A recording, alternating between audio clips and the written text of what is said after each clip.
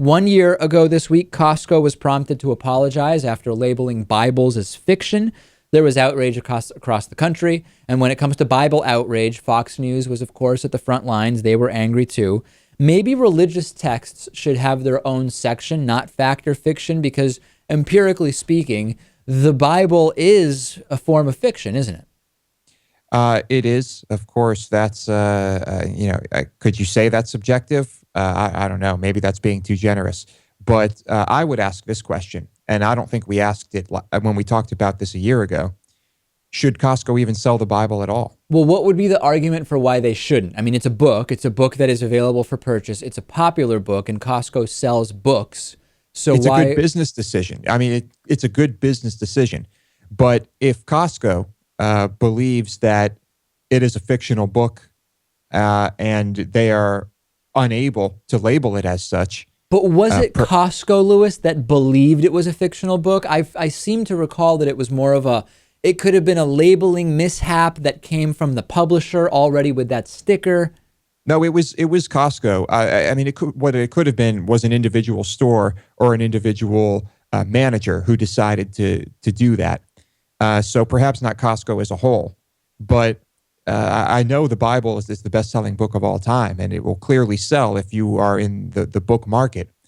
But if you believe that the book does more harm than good, perhaps you should ignore that profit and just not sell the book.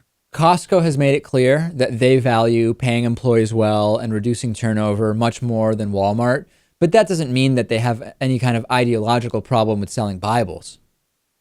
Probably not.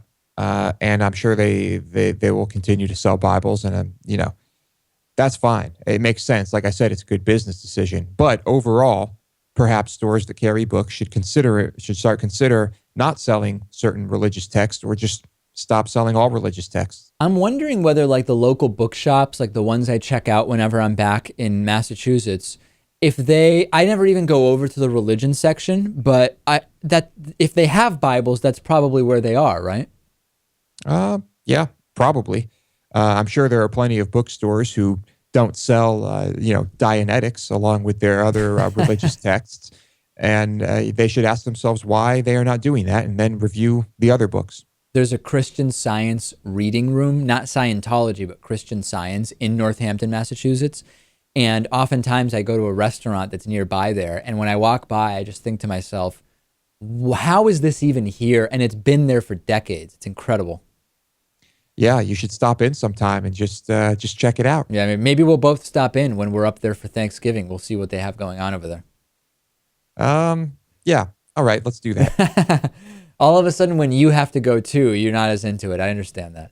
All right. It's way funnier if we make you do it. That is, yeah, but there wouldn't be anyone to talk about what it was like. Or you'll have to film the whole thing. Right, yeah, by myself.